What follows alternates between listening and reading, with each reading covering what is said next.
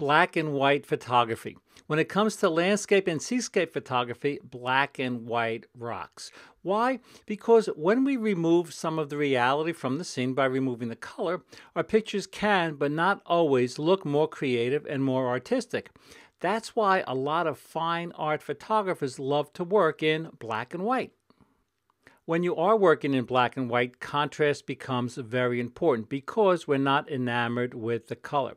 So light illuminates, shadows define. Shadows are the soul of the picture. So dramatic black and white pictures often have strong shadows and nice highlights.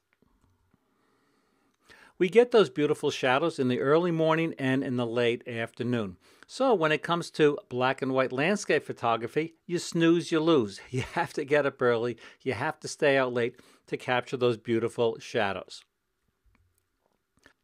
There are many different ways to create dramatic black and white images. You can do that in Lightroom. Click on one of the black and white presets over on the left and fine-tune your image over on the right. You can also create dramatic black and white and monochromatic images in plugins. This is a screenshot of black and white effects from Topaz Labs. I selected the presets on the left and then I fine-tuned the picture over there on the right. But notice, I have the red filter circled.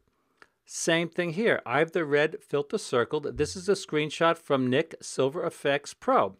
Now, when I teach black and white photography, I strongly suggest playing around with the different filters. In landscape photography, seascape photography, my guess is you'll like the red filter and the orange filter.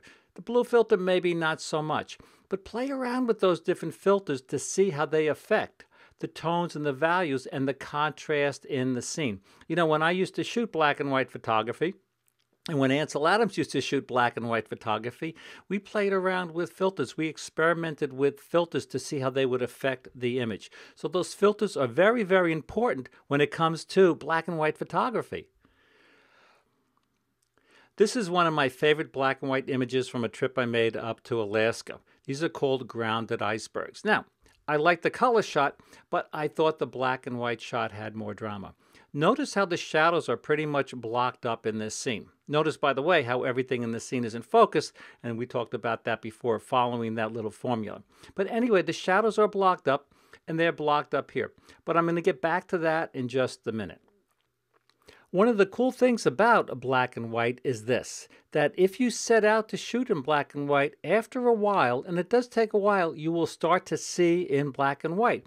And you will look for values rather than colors. So you'll look for variations in the different tones and the values and the shades and the gradation in the photograph. And this is kind of cool. So shooting black and white will actually help you become a better photographer also. So let's get back to the shadows. As you can see in this photograph, the shadows are kind of blocked up. And in this photograph, they're even more blocked up. So I post this picture on Google+, and someone says, Rick, are you kidding? You know how to use HDR. You know how to use Photoshop and Lightroom and Adobe Camera Raw. How come you didn't open up the shadows? Well, I said, just because you can do something doesn't necessarily mean that you want to do it. Here, I thought the dark shadows added something to the scene, added a sense of drama to this beautiful scene. Now, I'm not the only one who thinks that way or thought that way. Ansel Adams, if you do a search on his wonderful photographs, you'll see that in some of his photographs, the shadows are indeed blocked up. So shadows really are the soul of the picture. So that's one thing to remember. And the other thing to remember is just because you think you can do something, it doesn't mean you necessarily want to do it.